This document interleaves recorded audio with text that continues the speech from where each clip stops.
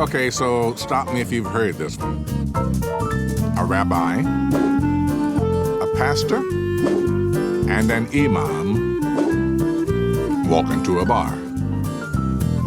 Okay, so it wasn't a bar, it was a diner. To discuss my show, The Story of God, about evil. So the pastor says, when people find out that I'm a pastor, one of the first things they throw at me is this question about evil. Where does it come from? Why does God allow it? And I can imagine that you guys get some of those same questions. So what is evil in Islam? I could take a shot at that. Well, actually, probably shouldn't take a shot at that. As a Muslim these days, we have to watch what we say and how we say it, especially with someone with a name like jihad, which generally has a negative connotation, although my dad told me growing up, jihad means the inner struggle to do the right thing. Listen, it was God's plan to create human beings with free will. So he allows us to choose bad and to do evil in order to make the choosing of good more significant and more meaningful. In Judaism, we describe something called the inclination of good and the inclination of bad or evil. We believe in free will, that people make the choices they make and they can choose to lean toward evil or toward good. We have this belief that there's going to be a balancing. For every negative thing that happens, something positive is happening somewhere else. For every sunset, there's a sunrise. Katrina, which was horrible, out of that situation, good did come because we did see a nation unite.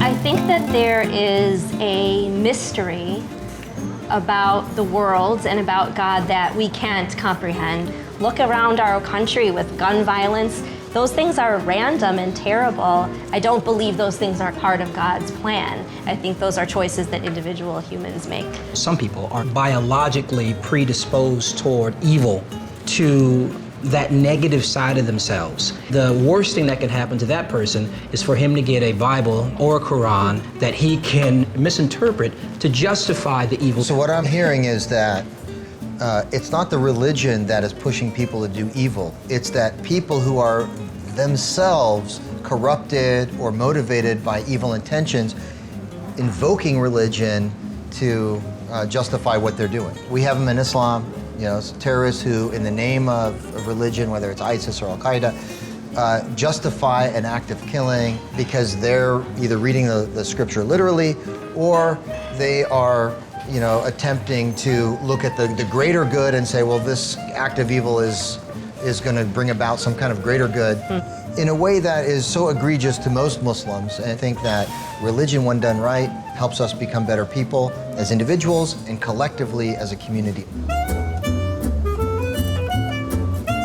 Bad things happen to good people all the time. So when we talk about good and evil, you can be Mother Teresa, for lack of a better example, and something terrible can still happen to you. I agree. And you have people that say that, you know, if God was, then how come these negative things happen? Right. Well, a lot of those negative things happen through the hands of people. We each, in our respective traditions, have extremists. People who would use religion to justify acts of evil. And so, to your point, if we were to embody love and service, then I believe that we can give God a better reputation.